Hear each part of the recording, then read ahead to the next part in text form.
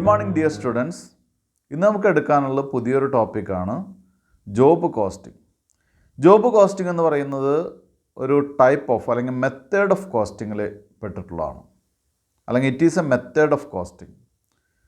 Job costing എന്നുള്ള പേര് കേൾക്കുമ്പോൾ തന്നെ നമുക്കറിയാം ഇത് സെപ്പറേറ്റ് ജോബ് ആയിട്ട് വർക്ക് ചെയ്യുന്ന അല്ലെങ്കിൽ സെപ്പറേറ്റ് പ്രോസസ് അല്ലെങ്കിൽ സെപ്പറേറ്റ് വർക്കുകളായിട്ട് അല്ലെങ്കിൽ സെപ്പറേറ്റ് ജോബുകളായിട്ട് ഉപയോഗിക്കുന്ന അല്ലെങ്കിൽ വർക്ക് ചെയ്യുന്ന ഇൻഡസ്ട്രികളിലാണ് ജോബ് കോസ്റ്റിംഗ് ഉപയോഗിക്കുന്നത്.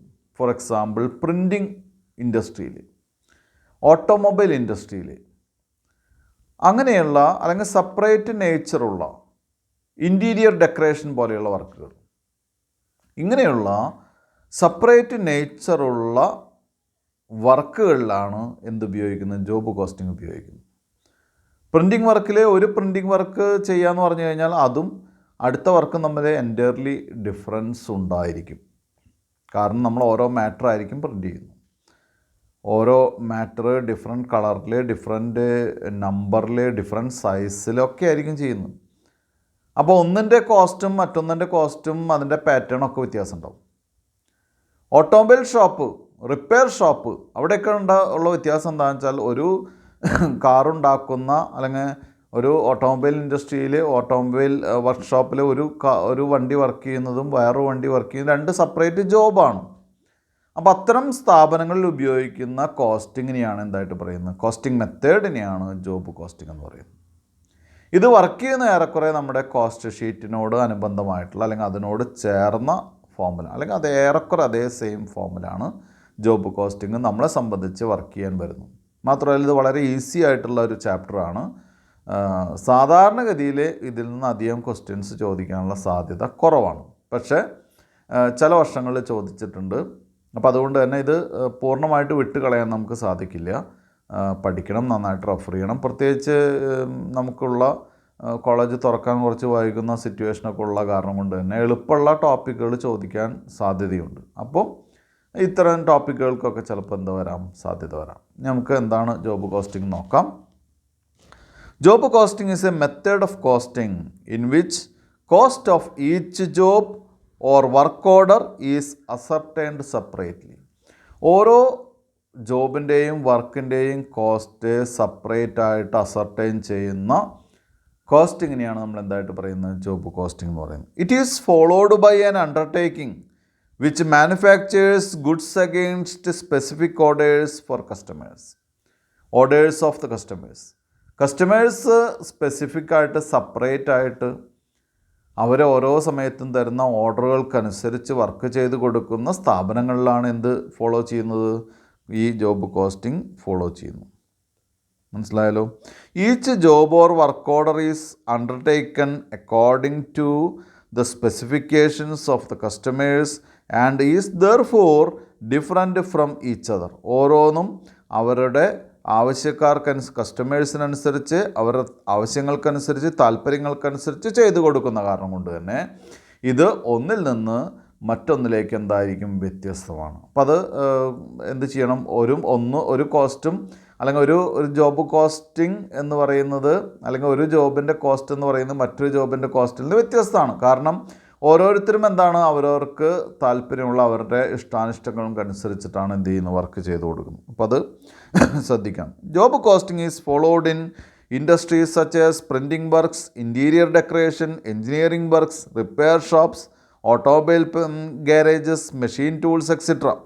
It is also called production order costing. Job കോസ്റ്റിങ്ങിനെ എന്തുകൂടി വിളിക്കും, പ്രൊഡക്ഷൻ ഓർഡർ കോസ്റ്റിംഗ് എന്ന് വിളിക്കും, സ്പെസിഫിക് ഓർഡർ കോസ്റ്റിംഗ് എന്ന് വിളിക്കും, ഓർ ലോട്ട് കോസ്റ്റിംഗ്. അപ്പോൾ ജോബ് കോസ്റ്റിങ്ങിൻ്റെ മറ്റ് പേരുകളാണ് എന്താണ്, production order costing, specific order costing, or lot costing. ഇങ്ങനെയൊക്കെ എന്തിനെ വിളിക്കാം, ജോബ് കോസ്റ്റിങ്ങിനെ വിളിക്കാം. ഇനി എന്താണ് ഡെഫിനേഷൻ നോക്കാം.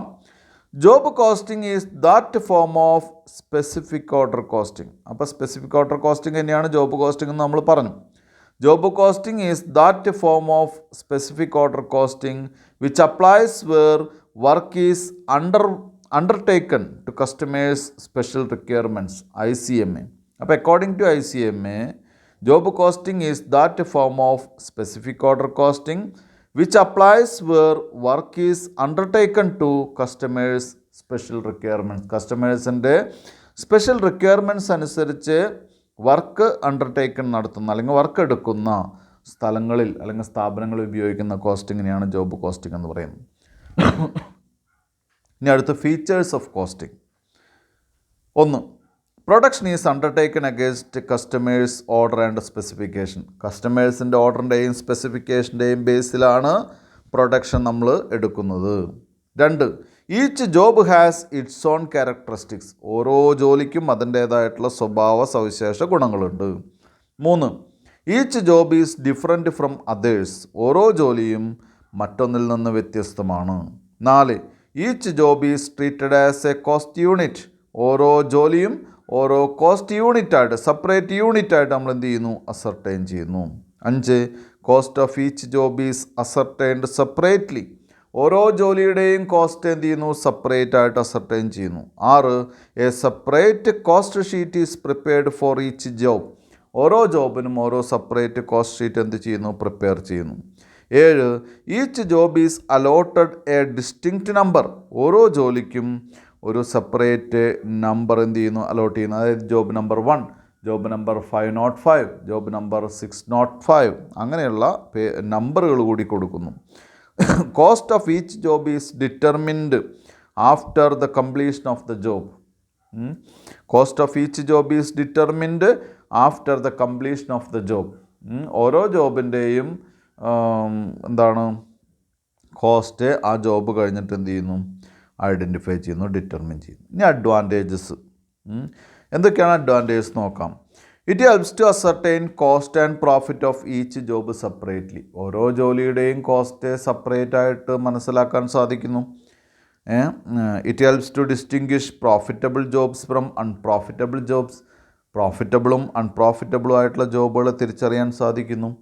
It helps to prepare estimates for sending quotations. Quotations നമുക്ക് അയച്ചു കൊടുക്കണമെങ്കിൽ എന്തറിയണം, കോസ്റ്റ് അറിയണം അല്ലേ. അപ്പോൾ അതിന് സാധിക്കുന്നു. It helps in future production planning. Future പ്ലാനിങ്ങിലേക്ക്, പ്രൊഡക്ഷൻ പ്ലാനിങ്ങിലേക്ക് നമ്മളെ സഹായിക്കുന്നു. It provides a detailed analysis of cost by elements and functions. Detailed analysis നടത്താൻ സാധിക്കുന്നു. Cost data under job costing help in preparing budgets for the future. ഫ്യൂച്ചറിലേക്കുള്ള budgets prepare ചെയ്യാൻ സാധിക്കുന്നു. It helps in fixing price of special orders അല്ലേ. Special ഓർഡേഴ്സിന് എല്ലാം special order ആവുക. കാരണം എന്താ, ഓരോരുത്തരുടെയും ഓർഡർ വ്യത്യസ്തമായിരിക്കാം അല്ലേ. ഒരു വണ്ടി പണിയെടുക്കാൻ ഓട്ടോ ഗ്യാരേജിൽ വന്നു കഴിഞ്ഞാൽ എല്ലാ വണ്ടികൾക്കും ഒരേ വർക്ക് വരും ഇല്ല, ഓരോരുത്തരുടെയും വർക്ക് ഡിഫറെൻ്റ് ആയിരിക്കും അല്ലേ. അപ്പോൾ അതിനുള്ള വർക്കുകൾ ഡിഫറൻസ് ആയതുകൊണ്ട് തന്നെ അതിന് പ്രൈസ് ഫിക്സ് ചെയ്യാൻ സാധിക്കുന്നു. It helps cost control by comparing actuals with estimates. ആക്ച്വൽസും എസ്റ്റിമേറ്റ്സുമായിട്ട് കമ്പയർ ചെയ്ത് നമുക്ക് എന്ത് ചെയ്യാൻ സാധിക്കുന്നു, ഇത് കൃത്യമായിട്ട് കോസ്റ്റ് കമ്പയർ ചെയ്യാൻ സാധിക്കും. ഇനി ഡിസഡ്വാൻറ്റേജസ് ആണ്. Following are the disadvantages of job costing. Job costing 1. Job costing involves more clerical work. Clerical work ഒരുപാട് കൂടുതലാണ്. എന്താ കാരണം വെച്ചാൽ ഇതിൻ്റെ ഒക്കെ എഴുതി നമ്മൾ ആഡ് ചെയ്ത് ഒക്കെ റെക്കോർഡിക്കലാക്കി വരാൻ ക്ലറിക്കൽ വർക്ക് കൂടുന്നു. 2. It is more expensive. ഭയങ്കര എക്സ്പെൻസീവാണത്. 3. It is a type of historical costing and therefore does not facilitate cost control. ഇത് ഒരിക്കൽ വന്ന കോസ്റ്റുകൾ തന്നെ എടുത്ത് എഴുതുകയാണ്, കോസ്റ്റ് ഷീറ്റ് പോലെ തന്നെ. അപ്പോൾ അതിനെ നമുക്ക് ഹിസ്റ്റോറിക്കൽ കോസ്റ്റിംഗ് പറയാൻ സാധിക്കുള്ളൂ. എന്താ കാരണം, ഇനി ഫ്യൂച്ചറിലേക്ക് നോക്കിയിട്ടുള്ള പ്രവർത്തനം എന്നല്ല, ഒരിക്കൽ വന്നത് നമ്മൾ എന്ത് ചെയ്യുന്നു, വീണ്ടും വീണ്ടും റിപ്പീറ്റ് ചെയ്ത് എഴുതി ഷീറ്റൊക്കെ ഉണ്ടാക്കുകയാണ്. ദെൻ അതുകൊണ്ട് തന്നെ കോസ്റ്റ് കൺട്രോൾ ചെയ്യാൻ സാധിക്കില്ല എന്നുള്ളതാണ് ഒരു വാദം. 4ാമത്തെ point, as cost are to be collected for a large number of jobs mistakes are likely to occur in cost collection അല്ലേ. ഒരു നമുക്കൊരു എക്സാമ്പിളായിട്ട് വർക്ക്ഷോപ്പ് എടുക്കുകയാണെങ്കിൽ അവിടെ ഒരു 10-20 കാറുകളുണ്ട് അല്ലേ. നമ്മൾ മെറ്റീരിയൽസ് അല്ലെങ്കിൽ സ്പെയർ പാർട്സൊക്കെ ഒന്നിച്ച് മേടിക്കുകയാണ്. അപ്പോൾ അവിടെ ഒരു പ്രോബ്ലം ഉണ്ട്, കുറേ ജോബുണ്ട്. ഓരോ കാറിൻ്റെയും നമ്പറൊക്കെ എഴുതി വെച്ചിട്ടാണ് നമ്മൾ എന്ത് ചെയ്യുന്നത്, അതിന് വരുന്ന പാർട്സുകളുടെയൊക്കെ റേറ്റ് എഴുതും. എങ്കിലും അവിടെ തെറ്റുകൾ വരാനുള്ള സാധ്യതയുണ്ട്. മനസ്സിലായല്ലോ. അപ്പോൾ ഞാൻ ഓട്ടോമൊബൈല് ഒരു എക്സാമ്പിളായിട്ട് പറഞ്ഞു എന്നേ ഉള്ളൂ കേട്ടോ. പല ടൈപ്പ് വർക്കുകളുണ്ട്. ഇപ്പോൾ ഒരു വീട് പണി വേണമെങ്കിൽ എടുക്കാം നമുക്ക്. കൺസ്ട്രക്ഷൻ ഫീൽഡ് ഇതിലേക്ക് വരുന്നതല്ല. എങ്കിലൊരു എക്സാമ്പിളായിട്ട് ഇൻറ്റീരിയർ വർക്കൊക്കെ വേണമെങ്കിൽ എടുക്കാം. ഇൻറ്റീരിയർ വർക്ക് എടുത്തു കഴിഞ്ഞാലും ഒന്നിച്ച് ഐറ്റംസ് മേടിച്ച് ഓരോ വർക്കിന് നമ്മൾ ചാർജ് ചെയ്യുമ്പോൾ എന്ത് വരും, അവിടെ മിസ്റ്റേക്സ് വരാനുള്ള സാധ്യത കൂടുതലാണ്. അടുത്തത് ജോബ് കോസ്റ്റിംഗ് പ്രൊസീജിയർ. ഇതൊക്കെ പറയുമ്പോൾ ഇതിൻ്റെ പ്രൊസീജിയർ കുട്ടികൾക്ക് അറിയണമെന്നില്ല. എന്താണ് അതിൻ്റെ പ്രൊസീജിയർ നോക്കാം നമുക്ക്. ഒന്ന് receiving enquiry and sending quotations. ഒന്നാമത്തെ പ്രൊസീജിയർ എന്ത് ചെയ്യുക, എൻക്വയറി റിസീവ് ചെയ്യുമ്പോൾ കൊട്ടേഷൻസ് കൊടുക്കാം. മനസ്സിലായല്ലോ. അപ്പോൾ ഇവിടെ ഏറ്റവും പ്രധാനപ്പെട്ട കാര്യം എന്ന് പറയുന്നത് നമുക്കറിയാലോ, ഈ സാധാരണ നമുക്ക് നേരത്തെ ഒരു ഇൻറ്റീരിയർ ഡിസൈൻ വർക്ക് എടുക്കാം. ഒരു സ്ഥാപനത്തിൻ്റെ ഇൻറ്റീരിയർ ഡിസൈനിങ്ങിന് ഒരു എൻക്വയറി വന്നു. ആ എൻക്വയറി വരുന്ന സമയത്ത് അവർക്ക് അറിയണം എന്താണ് ഇതിൻ്റെ കോസ്റ്റ്, അല്ലേ. അപ്പോൾ നമ്മൾ എന്ത് ചെയ്യും, അതിൻ്റെ കോസ്റ്റ് ബഡ്ജറ്റിംഗ് നടത്തിയിട്ട് നമ്മൾ കൊടുക്കും. മനസ്സിലായല്ലോ. അതാണ് കൊട്ടേഷൻ കൊടുക്കും. അതാണ് ഒന്നാമത്തെ പ്രൊസീജിയർ. 2 receiving of order. രണ്ടാമത്തെ കാര്യം എന്ന് പറയുന്നത് അവർ സാറ്റിസ്ഫൈഡ് ആണെങ്കിൽ നമുക്ക് അവർ ഓർഡർ തരും, അല്ലേ. ഓർഡർ തരുമ്പോൾ ആ ഓർഡർ പ്ലേസ് ചെയ്യുമ്പോൾ നമ്മൾ എന്ത് ചെയ്യുക, അടുത്ത മൂന്നാമത്തെ പോയിൻ്റായിട്ട് പറയുന്നത് പ്രൊഡക്ഷൻ ഓർഡർ. ഓർഡർ എന്ത് ചെയ്യുക, പ്രൊഡക്ഷൻ നടത്തുക. അപ്പോൾ എന്ത് ചെയ്യുക, അതിൻ്റെ പ്രൊഡക്ഷൻ ഓർഡർ എന്ന് പറയുന്നത് പ്രൊഡക്ഷൻ നടത്താനുള്ള ഓർഡറിനെയാണ് പ്രൊഡക്ഷൻ ഓർഡർ എന്ന് പറയുന്നത്. ഓർഡർ ആക്സെപ്റ്റ് ചെയ്ത് കഴിഞ്ഞാൽ പ്ലാനിങ് ഡിപ്പാർട്ട്മെൻറ്റ് എന്ത് ചെയ്യുന്നു, പ്രൊഡക്ഷൻ ഓർഡർ ഇടുന്നു. പ്രൊഡക്ഷൻ ഓർഡർ എന്ന് പറയുന്നത് എന്താണ്, നമ്മുടെ ഫാക്ടറിയിലുള്ള എംപ്ലോയീസിനോട് വർക്കേഴ്സിനോട് പ്രൊഡക്ഷൻ തുടങ്ങിക്കോളാൻ, പ്രൊഡ്യൂസ് ചെയ്ത് തുടങ്ങിക്കോളൂ എന്നുള്ളതാണ് പറയുന്നത്, അല്ലേ. അപ്പോൾ വേണ്ട ഓപ്പറേഷൻസൊക്കെ നടത്തി പർച്ചേസിംഗ് ഒക്കെ നടത്തി എന്ത് ചെയ്യുക, അത് കംപ്ലീറ്റ് ചെയ്യുക. നാലാമത്തെ point allotting production order number allot ചെയ്യുക. On receipt of the order the production control department allots a production order number or job number. Production order number allot ചെയ്യുക, അല്ലെങ്കിൽ ജോബ് നമ്പർ. നേരത്തെ പറഞ്ഞില്ലേ, ജോബ് നമ്പർ 505, 605 എന്നൊക്കെ പറഞ്ഞ പോലെ order allot ചെയ്യുക. അഞ്ചാമത്തെ പോയിൻ്റ് റെക്കോർഡിംഗ് ഓഫ് കോസ്റ്റുകൾ റെക്കോർഡ് ചെയ്യാം, അല്ലേ. റെക്കോർഡിംഗ് ഓഫ് കോസ്റ്റ് എന്ന് പറയുമ്പോൾ ഇത് മാത്രമല്ല, ഒരു 10ാമത്തെ നമ്പർ എന്ന് പറഞ്ഞാൽ ആ നമ്പർ മാത്രമല്ല പ്രൊഡക്ഷൻ ഉണ്ടാവുക, ഒരുപാട് നമ്പറുകൾ ഉണ്ടാവും. ഇങ്ങനെ സ്റ്റോറിൽ നിന്ന് ഇഷ്യൂ ചെയ്യുന്നതൊക്കെ എന്ത് ചെയ്യുക, ആ നമ്പറിലേക്ക് അലോട്ട് ചെയ്യുക. നേരത്തെ പറഞ്ഞ എക്സാമ്പിൾ തന്നെ എടുക്കാം. ഒരു ഗ്യാരേജിൽ 20 കാറുകൾ ഒരേ സമയം വർക്ക് ചെയ്യുന്നു, അല്ലേ. അവിടേക്ക് നമ്മൾ സ്പെയർ പാർട്സ് വാങ്ങുന്ന സമയത്ത് എന്ത് ചെയ്യുന്നു, ഓരോ കാറിൻ്റെയും നമ്പർ എഴുതി വെച്ചിട്ടുള്ള ഷീറ്റ് ഉണ്ടാവും, അല്ലേ. അവിടെ ജോബ് നമ്പർ തന്നെ എഴുതണമെന്നില്ല. ഓരോ കാറിൻ്റെയും അവരുടെ രജിസ്ട്രേഷൻ നമ്പർ എഴുതി വെച്ചിട്ടുള്ള ഷീറ്റിലേക്ക് ഓരോ കാറിനും എടുത്തിട്ടുള്ള ഐറ്റംസ് നമ്മൾ എഴുതി വയ്ക്കും, അതിൻ്റെ വില എഴുതി വയ്ക്കും, അല്ലേ. അതിനെയാണ് റെക്കോർഡിംഗ് ഓഫ് കോസ്റ്റ് എന്ന് പറയുന്നത്, അല്ലേ. കംപ്ലീഷൻ ഓഫ് ജോബ്, അതിനുശേഷം എന്ത് ചെയ്യുന്നു, ജോബ് കംപ്ലീറ്റ് ചെയ്യുന്നു. ജോബ് കംപ്ലീറ്റ് ചെയ്യുക എന്ന് പറഞ്ഞാൽ എന്ത് ചെയ്യുക, അവരുടെ ഈ വർക്ക്ഷോപ്പിലൊക്കെ ആണെങ്കിൽ എന്ത് ചെയ്യുന്നു, സ്പെയർ പാർട്സിൻ്റെ ഒക്കെ റേറ്റ് കൂട്ടുന്നു, അല്ലേ. പിന്നീട് എന്ത് ചെയ്യുന്നു, അതിൻ്റെ വർക്ക് വന്നിട്ടുള്ള അതിൻ്റെ അസംബ്ലി നടത്തിയിട്ടുള്ളോ അല്ലെങ്കിൽ ഡിസ്മാൻഡ്ലിങ് നടത്തിയിട്ടുള്ള അതിൻ്റെയൊക്കെ കോസ്റ്റ് ആഡ് ചെയ്യുന്നു. ചുരുക്കം പറഞ്ഞാൽ വർക്ക്മാൻഷിപ്പിൻ്റെ കോസ്റ്റ് ആഡ് ചെയ്യുന്നു. അങ്ങനെ ടോട്ടൽ കോസ്റ്റ് കൊടുക്കുന്നു, അല്ലേ. അതിൻ്റെ കോസ്റ്റ് കണ്ടുപിടിക്കുന്നു, അല്ലേ. ലാസ്റ്റ് 7ാമത്തെ point ascertainment of profit or loss, അല്ലേ. ലാസ്റ്റ് എന്ത് ചെയ്യുന്നു, നമ്മുടെ പ്രോഫിറ്റോ ലോസോ നമുക്ക് കിട്ടുന്ന ലാഭമൊക്കെ നഷ്ടമൊക്കെ നോക്കിയിട്ടാണ് നമ്മൾ എന്ത് ചെയ്യുന്നത്, അതുകൂടി കണക്കാക്കുന്നു. 7ാമത്തെ പോയിൻ്റ്. ഇതെല്ലാം ഉൾപ്പെട്ടതിനെയാണ് നമുക്ക് എന്തായിട്ട് പറയുന്നത്, ജോബ് കോസ്റ്റിംഗ് എന്ന് പറയുന്നത്. അടുത്ത നമുക്കൊരു ക്വസ്റ്റ്യനിലേക്ക് പോവാം. From the following particulars prepare a cost sheet for job number 215. ഈ ജോബ് നമ്പർ എന്ന് പറയുന്നത് വെറുതെ ഒരു നമ്പർ അത്രയേ ഉള്ളൂ കേട്ടോ. ഇനി direct materials used for the job 10,000, production wages 12,000, direct expense 800. ഇനി പാരഗ്രാഫാണ്. Charge 60% of productive wages for factory overheads and 20% of works cost for office overhead. Profit to be earned on selling price is 20%. ഇതാണ് question. അപ്പോൾ നമുക്ക് ഈ question ബോർഡിൽ work ചെയ്യാം കേട്ടോ. നമുക്ക് സൊല്യൂഷനിലേക്ക് പോവാം. ഇപ്പോൾ ഇതിൽ ജോബ് കോസ്റ്റ് ഷീറ്റ് എന്നുള്ള കോസ്റ്റ് ഷീറ്റ് വരച്ചിട്ടുണ്ട്, ജോബ് നമ്പർ എഴുതിയിട്ടുണ്ട്. ഇതൊരു സാധാരണ കോസ്റ്റ് ഷീറ്റ് പോലെ ചെയ്യാം. ഇത് ഇന്നർ കോളാണ്, വേണമെന്ന് നിർബന്ധമില്ല.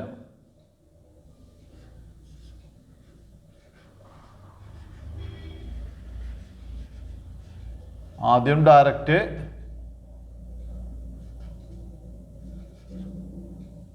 Material 10,000.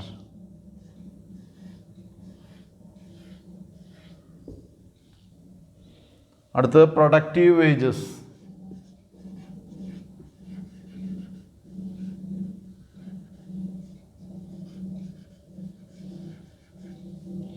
Productive wages 12,000.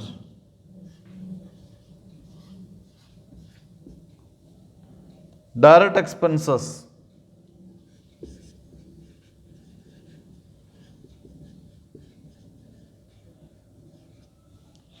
Direct expenses 800.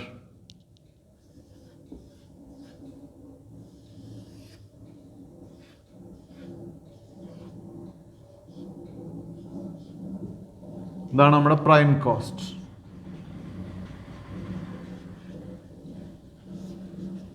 ഇനി അതിനോടുകൂടി ആഡ് ഫാക്ടറി ഓവർഹെഡ്സ് അല്ലെങ്കിൽ വർക്ക്സ് ഓവർഹെഡ്. വർക്ക്സ് ഓവർഹെഡ് എന്ന് പറയുന്നത് പ്രൊഡക്റ്റീവ് വേജസിൻ്റെ 60%. പ്രൊഡക്റ്റീവ് വേജസ് 12,000 ആണ്.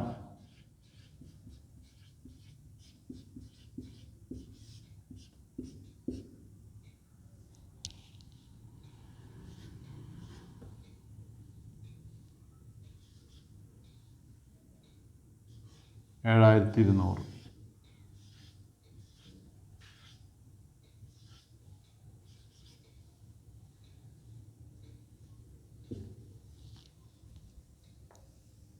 $30,000 ആണ് നമ്മുടെ factory cost or works cost.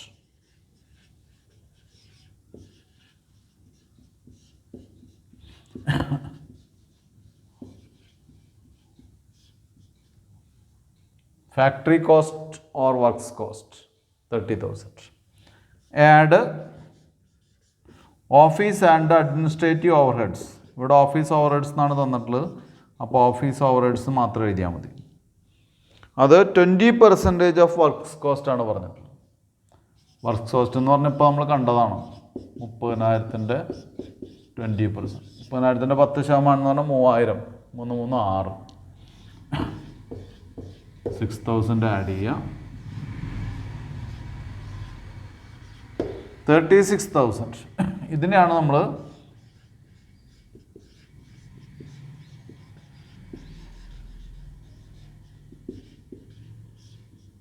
Cost of production എന്ന് പറയുന്നത്. ഇനി വേറെ എക്സ്പെൻസ് ഒന്നുമില്ല. എൻ്റെ കൂടെ സെല്ലിംഗ് ആൻഡ് ഡിസ്ട്രിബ്യൂഷൻ എക്സ്പെൻസാണ് ആഡ് ചെയ്യേണ്ടത്.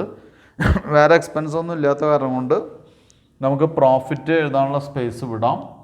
എന്നിട്ട് സെല്ലിംഗ് പ്രൈസ് എഴുതാം. ഇപ്പോൾ ഇവിടെ നമുക്ക് പ്രോഫിറ്റ് ആണ് തന്നിട്ടില്ലെങ്കിൽ പ്രോഫിറ്റ് എഴുതുക. എന്നിട്ട് സെല്ലിംഗ് പ്രൈസ് കണ്ടുപിടിക്കുക. സെല്ലിംഗ് പ്രൈസ് ആണ് തന്നിട്ടില്ലെങ്കിൽ സെല്ലിംഗ് പ്രൈസ് എഴുതിയിട്ട് ബാലൻസ് ചെയ്ത് പ്രോഫിറ്റ് കാണാം. ഇവിടെ നമുക്ക് പ്രോഫിറ്റ് ആണ് തന്നിട്ടുള്ളത്, പക്ഷേ ഡയറക്റ്റ് അല്ല. സെല്ലിംഗ് പ്രൈസിൻ്റെ മുകളിലാണ് 20% തന്നിട്ടുള്ളത്. അപ്പോൾ എന്ത് ചെയ്യുക? പ്രോഫിറ്റ്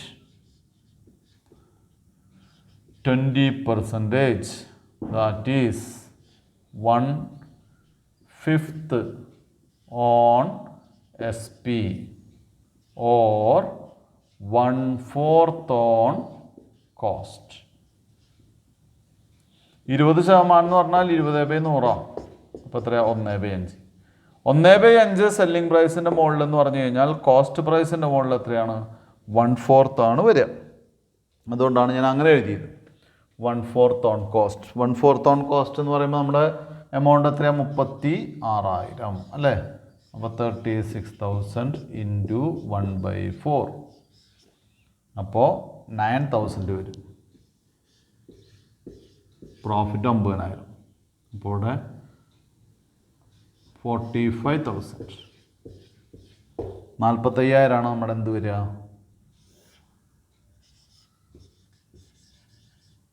സെയിൽസ് 45,000 കേട്ടോ. അപ്പോൾ ഇത് സിമ്പിൾ ക്വസ്റ്റ്യൻ ആണ്. ഇതൊക്കെ നമ്മൾ മറ്റേ കോസ്റ്റ് ഷീറ്റ് എടുക്കുന്ന സമയത്ത് പഠിച്ചിട്ടുള്ളതാണ്. ഒരു വളരെ ചെറിയ പ്രൈമറി ആയിട്ടുള്ള ക്വസ്റ്റ്യൻ ആണ്. നമുക്ക് അടുത്ത ക്വസ്റ്റ്യൻ നോക്കാം. അടുത്ത ക്വസ്റ്റ്യൻ പേജ് നമ്പർ 177 ഇല്ലസ്ട്രേഷൻ 2 ആണ്. ജോബ് കോസ്റ്റ് ഷീറ്റിൻ്റെ തന്നെയാണ്. Following information has been taken from the costing records of a company in respect of job number 325. Direct materials ₹7,500. ഇനി വേജസ് തന്നിട്ടുണ്ട് ABC department. Variable overheads for these 3 departments were estimated as follows എന്ന് പറഞ്ഞ് department എയുടെയും ബിയുടെയും സിയുടെയും variable overheads തന്നിട്ടുണ്ട്. അതിനും താഴെ fixed overhead is estimated as 30,000 for 20,000 normal working hours എന്നും പറഞ്ഞിട്ടുണ്ട്. You are required to calculate the cost of the job and the price to be quoted to give a profit of 25% on selling price. ഇതാണ് question. ഇത് എളുപ്പമുള്ള question ആണ്. മാത്രമല്ല നമ്മൾ cost ഷീറ്റിൻ്റെ form ഉപയോഗിച്ച് ചെയ്യാൻ പറ്റുന്ന ഒരു ക്വസ്റ്റ്യൻ ആണ്. അപ്പോൾ നമുക്ക് സൊല്യൂഷനിലേക്ക് പോവാം. ഇവിടെ കോസ്റ്റ് ഷീറ്റ് വരച്ച് വെച്ചിട്ടുണ്ട് നേരത്തെ പോലെ തന്നെ. Job cost sheet, job number 325. ഇതും ഒരു ഓർഡിനറി ക്വസ്റ്റ്യൻ തന്നെയാണ്. പക്ഷേ ഇവിടെ ഉള്ളൊരു സ്പെഷ്യാലിറ്റി എന്താണെന്ന് വെച്ചാൽ ഡിപ്പാർട്ട്മെൻറ്റുകൾ ഡിവൈഡ് ചെയ്ത് തന്നിട്ടുണ്ട്. വെച്ചാൽ ഡിപ്പാർട്ട്മെൻറ്റുകൾ ഡിവൈഡ് ചെയ്തിട്ടാണ് പല എക്സ്പെൻസസ് നമുക്ക് തന്നിട്ടുള്ളത്. അപ്പോൾ ആദ്യം ഡയറക്റ്റ് മെറ്റീരിയൽസ് എഴുതാം. അത് കറക്റ്റ് തന്നിട്ടുണ്ട്.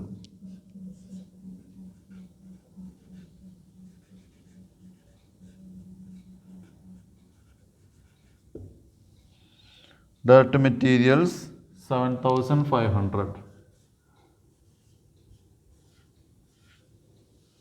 ഇനി എന്ത് ചെയ്യാം? ഇനി വേജസ് തന്നിട്ടുണ്ട്. വേജസ് എഴുതാം.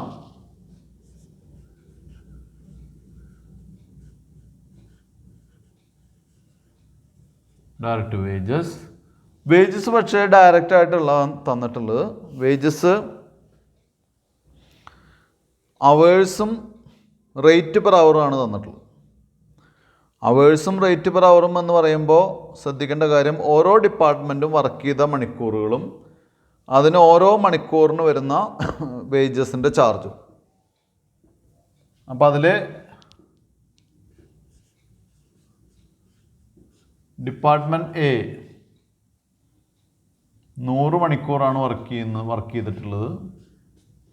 1 മണിക്കൂറിന് 6 രൂപയാണ്.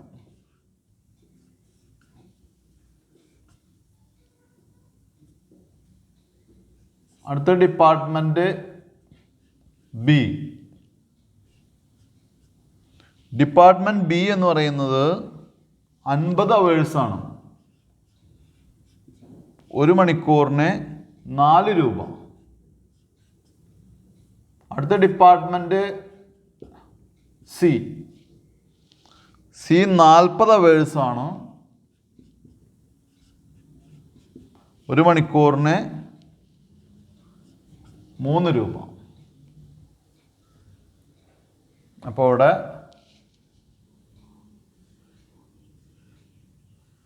600, 200, 120.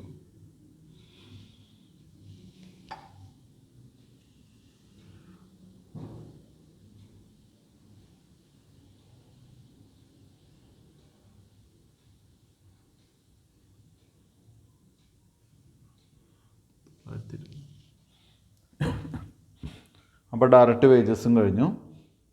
അടുത്തത് വേരിയബിൾ ഓവർഹെഡ്സ്. ഇവിടെ നമുക്ക് ഫാക്ടറി ഓവർഹെഡ് ഒന്നും പറഞ്ഞിട്ടില്ല.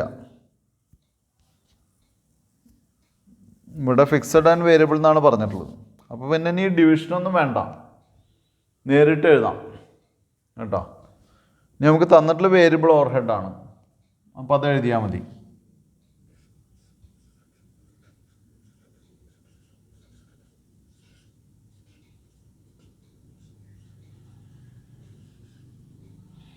വേരിയബിൾ ഓവർഹെഡ്സ് എന്ന് പറഞ്ഞ്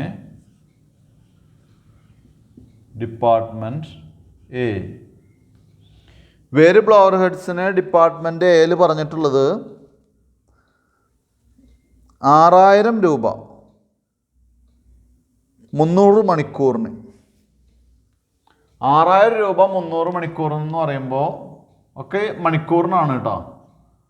അപ്പോൾ നമ്മൾ 6000 രൂപ 300 3000 മണിക്കൂറിന് 6000 rupees ഫോർ 3000 hours. 6000 മണിക്കൂർ 6000 രൂപ 3000 മണിക്കൂറിനാകുമ്പോൾ 2 രൂപ 2 രൂപയാണ്. പക്ഷെ 2 രൂപയല്ല, അതൊരു മണിക്കൂറിൻ്റെ ചാർജാണ്. 3000 hours ആണല്ലോ. അപ്പോൾ ഒരു മണിക്കൂറിൻ്റെ ചാർജാണ് 2 രൂപ. അപ്പോൾ എത്ര മണിക്കൂർ വർക്ക് ചെയ്തു അത് നമുക്കിവിടെ മുകളിൽ വന്നിട്ടുണ്ട്. 100 മണിക്കൂറാണ് അല്ലേ. അപ്പോൾ ഇൻറ്റു 100 hours. 100 hours. അപ്പോൾ 2 × 100 എത്ര വരിക? 200 വരിക. അടുത്ത department B.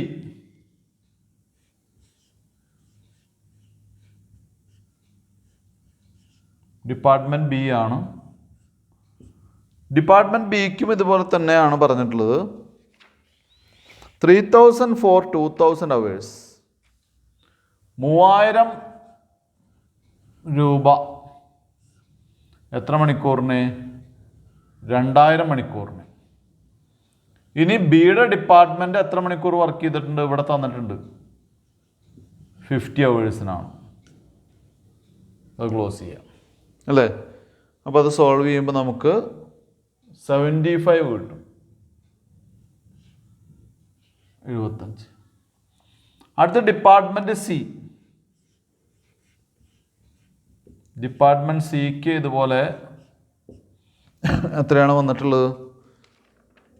1500 four 1500 hours. 1500 four 1500 hours എന്ന് പറഞ്ഞാൽ 1 രൂപ.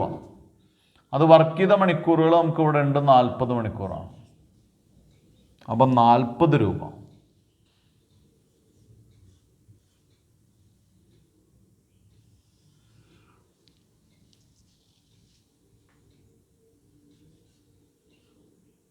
അഞ്ച് 10 315. വേരിയബിൾ ഓവർ ഹെഡിൻ്റെ ടോട്ടൽ എന്ന് പറയുന്നത് 315 ആണ്. അടുത്ത നമുക്ക് തന്നിട്ടുള്ള fixed overhead is estimated as 30,000 for 20,000 hours.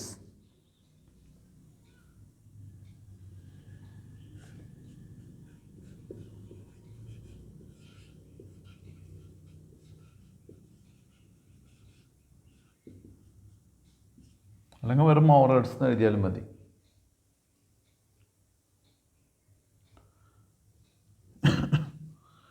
Over head expense, fixed overhead expenses വന്നിട്ടുള്ളത് 30,000 ഫോർ 20,000 hours. അപ്പോൾ അവിടെ 30,000-നെ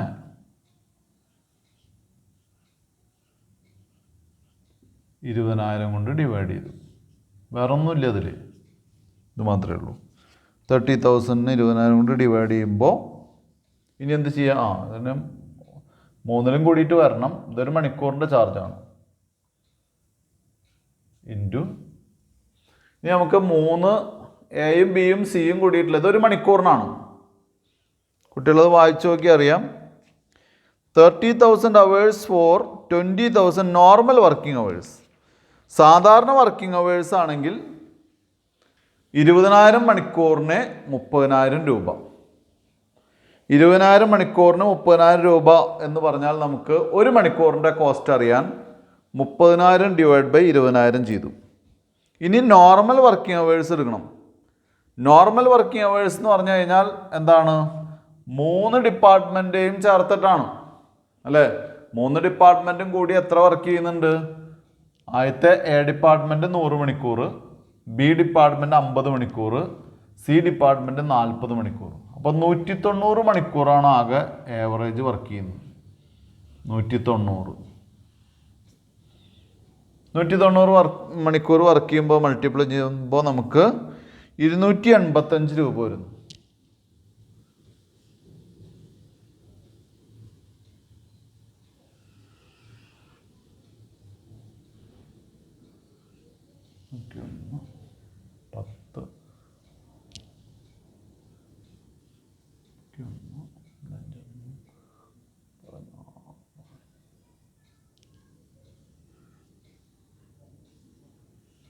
9,020. അതാണ് നമ്മുടെ എന്ത് total cost.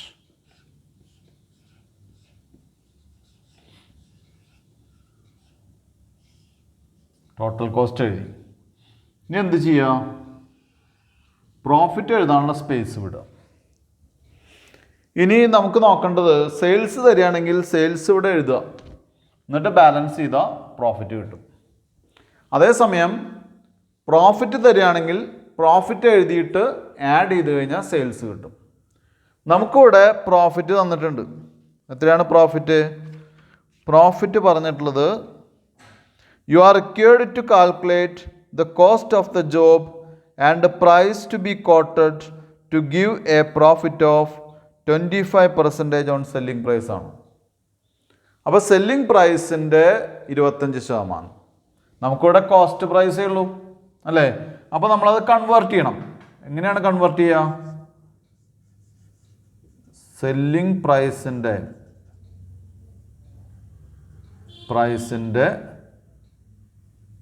25%, that is 1/4, or നമുക്ക് പറയാം 1/3. ഒന്ന് കുറയ്ക്കാം, 1/3 on cost. 1/3 on cost. Selling പ്രൈസിൻ്റെ 1/4 ആണെങ്കിൽ കോസ്റ്റിൻ്റെ 1/3 അല്ലേ? അപ്പോൾ 1/3 ആണെങ്കിൽ എങ്ങനെ വരും? 9,020 ഇൻറ്റു 1/3 അല്ലെങ്കിൽ ഡിവൈഡ് ബൈ 3. അത് ചെയ്യുമ്പോൾ 3 കൊണ്ട് ഡിവൈഡ് ചെയ്യുന്ന സമയത്ത് 3,007 റൗണ്ട് ചെയ്തിട്ടുണ്ടാവും കേട്ടോ. കുട്ടികൾ ചെയ്യുമ്പോൾ ശ്രദ്ധിക്കുക. 3,007 അത് ആഡ് ചെയ്യുമ്പോൾ 7 2 0 12,027. അതെന്താണ് നമ്മുടെ ഇത് പ്രോഫിറ്റാണ്. ഇതെന്താണ്? ഇതാണ്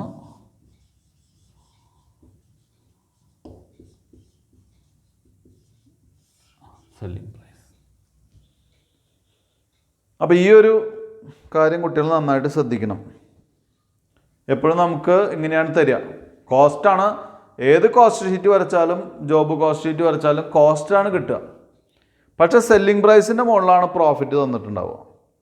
അപ്പോൾ ഒന്നുകിൽ ഈ മെത്തേഡ് ചെയ്യുക, അല്ലെങ്കിൽ എന്ത് ചെയ്യുക? കൺവേർട്ട് ചെയ്യാൻ വേണ്ടിയിട്ട് ഇങ്ങനെ ഇക്വേഷൻ എഴുതുക. Cost into percentage divided by എന്താണ് 100 മൈനസ് പെർസെൻറ്റേജ്. ഇപ്പോൾ ഇവിടുത്തെ കേസിലാണെങ്കിൽ കോസ്റ്റ് എത്രയാണ്? കോസ്റ്റ് 9,020 ഇൻറ്റു 25/100 മൈനസ് 25 എന്ന് പറയുമ്പോൾ 75. 25/75 ഇങ്ങനെ ചെയ്താലും എമൗണ്ടിൽ ചെറിയ എന്താണ് റൗണ്ട് ചെയ്യേണ്ടി വരും. ഡെസിമൽ വ്യത്യാസം വരും. അത് ഏത് മെത്തേഡ് ചെയ്താലും വരും. ഇങ്ങനെ ചെയ്താൽ ഈ ആൻസർ കിട്ടും കേട്ടോ. അപ്പോൾ ഇനി നമുക്ക് അടുത്ത ക്വസ്റ്റ്യനിലേക്ക് പോവാം. അടുത്ത ക്വസ്റ്റ്യൻ പേജ് നമ്പർ 178 ഇല്ലസ്ട്രേഷൻ 3 ആണ്. ഞാൻ ക്വസ്റ്റ്യൻ വായിക്കാം. Job number 210 was commenced on 10th January 2020 and completed on 1st February 2020. Materials used were rupees 2,400 and labor charges were rupees 1,600. Other details were as follows. A point, machine X was used for 40 hours at the rate of rupees 15 per machine hour. B, machine Y was used for 30 hours at the rate of rupees 16 per machine hour. C, indirect labor cost in the factory amounted to rupees 1,200. Ascertain the works cost of job number 210. നമുക്കിതിൻ്റെ ഇത് simple question ആണ്. ഞാൻ ഈ machine hour rate ഉള്ള കാരണം കൊണ്ടാണ് ഈ question ചെയ്യാമെന്ന് വിചാരിച്ചത്. നമുക്ക് അതിൻ്റെ സൊല്യൂഷനിലേക്ക് പോവാം. ഈ ക്വസ്റ്റ്യനിൽ നേരത്തെ ചെയ്ത പോലത്തെ ഒരു ഓർഡിനറി ക്വസ്റ്റ്യനാണ്, സാധാരണ ക്വസ്റ്റ്യനാണ്. Job cost sheet job number 210 വരച്ച് വെച്ചിട്ടുണ്ട്. അപ്പോൾ ഇതിൽ പറഞ്ഞിട്ടുള്ളത് മെറ്റീരിയൽസ് യൂസ് ചെയ്തിട്ടുള്ളത് മുകളിൽ പറഞ്ഞിട്ടുണ്ട്. നമ്മുടെ ആ ഹെഡിങ്ങിൽ തന്നെ ആദ്യത്തെ പാരഗ്രാഫിൽ തന്നെ പറഞ്ഞിട്ടുണ്ട്. മെറ്റീരിയൽസ് യൂസ്ഡ് 2400 മെറ്റീരിയൽസും ലേബർ ചാർജ് 1000. അപ്പോൾ ഇതൊരു കൊട്ടേഷൻ കോസ്റ്റ് ഷീറ്റ് പോലത്തെ ഒരു ക്വസ്റ്റ്യനാണ് അത് കേട്ടോ. അപ്പോൾ മെറ്റീരിയൽസ് ആദ്യം എഴുതാം.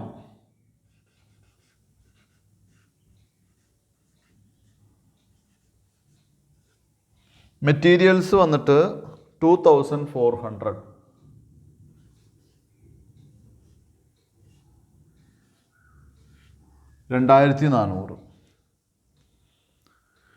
അതിൽ തന്നെ ലേബറും തന്നിട്ടുണ്ട്. Labour charges 1600.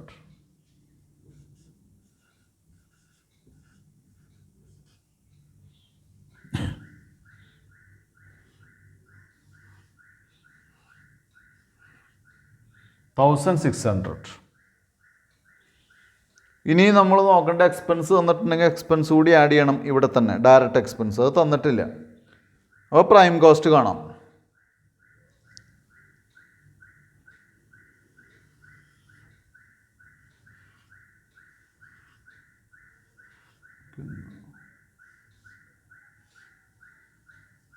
ഇതാണ് നമ്മുടെ പ്രൈം കോസ്റ്റ്.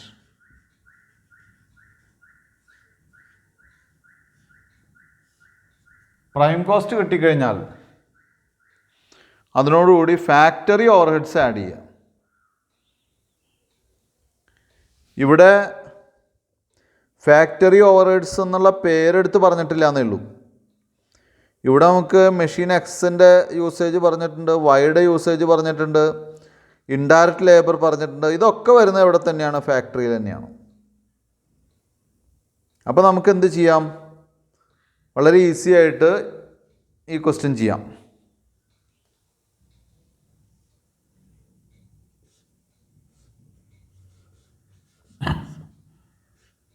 ആഡ്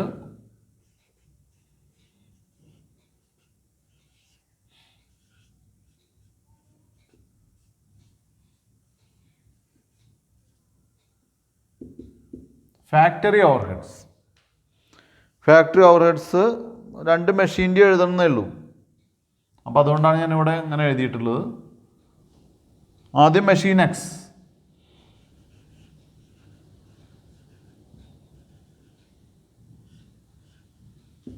മെഷീൻ എക്സിന് 40 മണിക്കൂർ 15 രൂപ.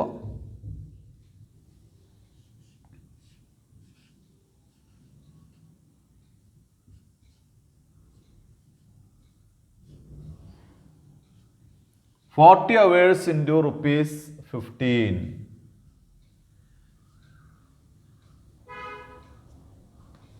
അതാണ് 40 hours into ₹15.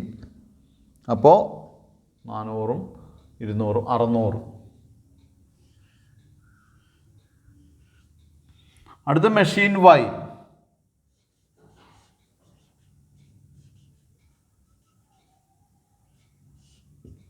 മെഷീൻ വൈ എന്ന് പറയുന്നത് എത്ര മണിക്കൂറാണ്? 30 മണിക്കൂർ 16 രൂപയിൽ.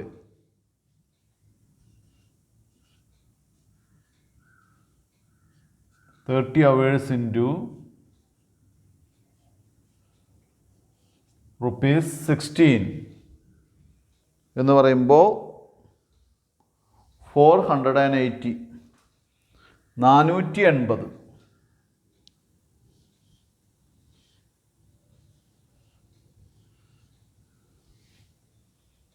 then അടുത്തത് indirect labour cost in the factory. അത് ഡയറക്റ്റ് തന്നിട്ടുണ്ട്.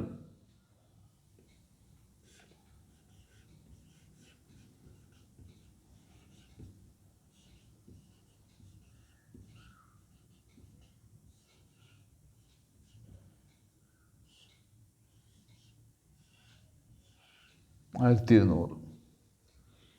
ഇനി വേറൊന്നുമില്ല. വേറെ എക്സ്പെൻസ് തന്നെ തന്നിട്ടില്ല നമുക്ക്. അപ്പോൾ ഇവിടെ 8.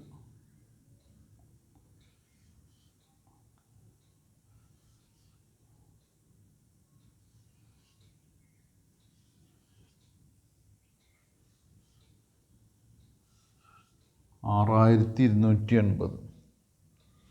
ഇതാണ്